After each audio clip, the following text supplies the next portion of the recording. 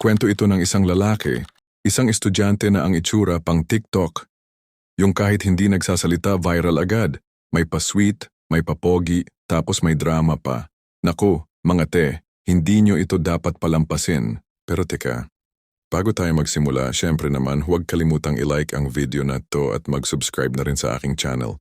Libre lang yan pero ang saya parang unlimited rice. Ipinapakilala po natin ngayon ang bida nating certified art boy, si Gwang Ho. Isang estudyante ng sining biswal sa isang universidad sa Seoul, South Korea. Oo, yung tipong kahit kalat ang pintura sa mukha, pogi pa rin. May girlfriend siya at hindi lang basta girlfriend, classmate pa. Sila ang definition ng couple goals sa art class. Siya ang pintor, si girl ang model. Pero teka, huwag kang magpakakilig agad. Isang araw, habang abala si Gwang Ho sa pagpipinta ng kanyang diyosa girlfriend pala. Biglang nainip si ate girl. Imbes na mag-post pa, nagyaya ng ibang art form, yung pang 18 plus na hindi itinuturo sa fine arts. Kaso si Gwang Ho, alam mo yung cellphone na lowbat agad? Ilang minuto pa lang tapos na siya sa eksena, si ate.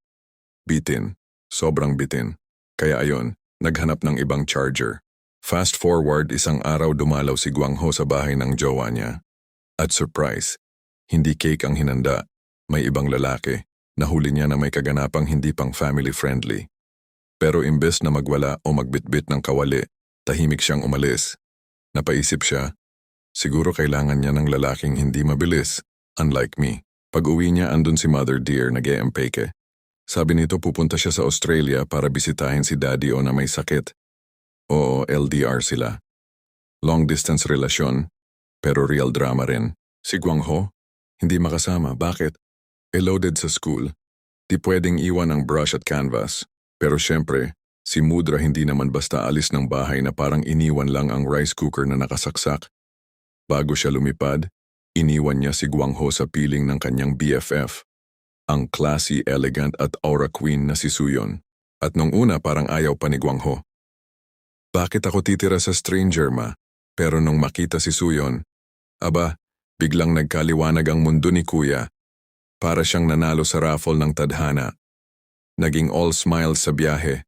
Akala mo pa summer outing lang. Si Suyon? Single pa rin. Walang jowa, walang anak, walang aso.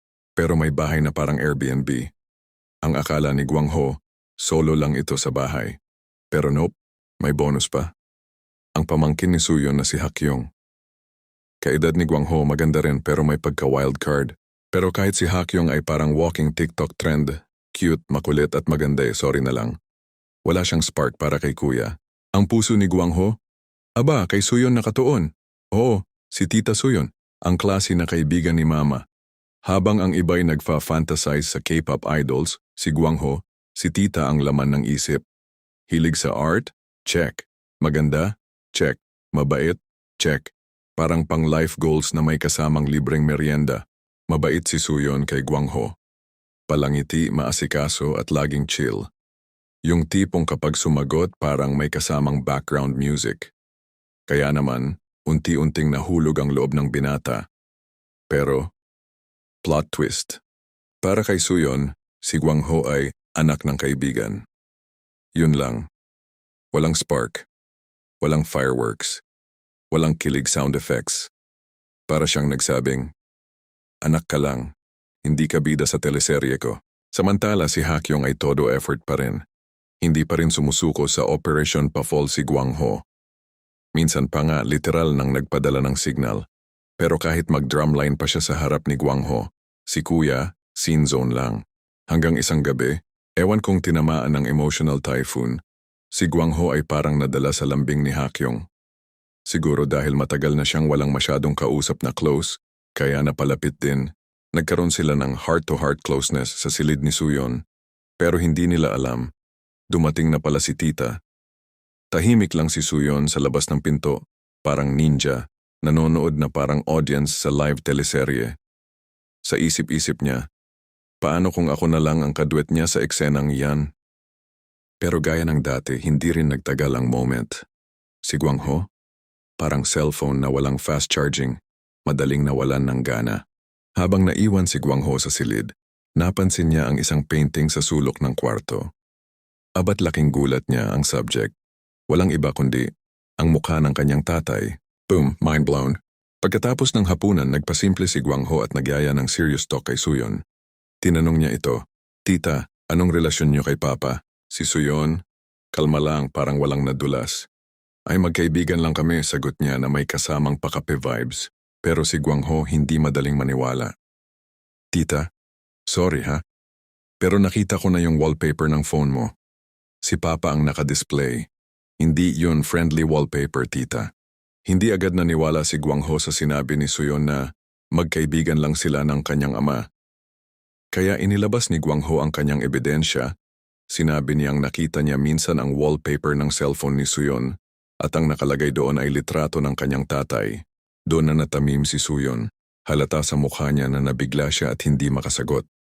Dahil dito tumayo si Guang Ho at nagsimulang mag-empake ng kanyang mga gamit. Handa na siyang umalis. Pero bago pa siya makalabas ng bahay, inamin na ni Suyon ang totoo. Matagal na pala silang may lihim na ugnayan ng ama ni Guang Ho at hindi ito alam ng kanyang ina. Dahil sa narinig, biglang uminit ang ulo ni Guang Ho. Galit na galit siya at nagbanta na isusumbong niya ang lahat sa kanyang ina. Sa sobrang gulat at kaba, agad nagmungkahi si Suyon ng isang kasunduan. Isang kompromiso para mapigilan si Guang Ho sa pagsisiwalat ng kanilang sikreto. Sa kondisyon na mananatiling lihim ang lahat, pumayag si Guang Ho. Mula noon nagsimula ang hindi kaaya-ayang relasyon sa pagitan nila ni Suyon. Paulit-ulit silang nagkakaroon ng malalapit na sandali sa loob ng bahay. Lalo na kapag wala si Hakyong. Nakakagulat. Pero tila si Suyon mismo ay nag-e-enjoy pa sa mga nangyayari. Dahil sa madalas nilang bonding, parang naging mas tiwala sa sarili si Guang Ho. At ang bagong confidence na ito ay ipinakita pa niya sa kanyang ex-girlfriend at pati kay Hakyong. Pareho raw silang nasiyahan sa kanya. Isang gabi, nakatanggap si Guang Ho ng mensahe mula sa kanyang ina. Uuwi na raw ito kinabukasan. Biglang naging tahimik ang bahay. Parang na-realize ni na Guang Ho at Suyon na matatapos na ang kanilang palihim na mundo. Sa gabing iyon, nagpaalaman sila sa isa't isa. Nagkaroon sila ng huling sandali ng kalapitan at kinabukasan ng sunduin na si Guang Ho ng kanyang ina, napagdesisyonan na rin ni Suyon na tuluyang tapusin ang kanyang lihim na relasyon sa ama ni Guang Ho. So ayun na nga guys, dito na nagtatapos ang pelikula. Kung nag-enjoy kayo, i-like nyo na to at syempre, don't forget to hit that subscribe button and ring the bell para updated kayo sa next kong blockbuster.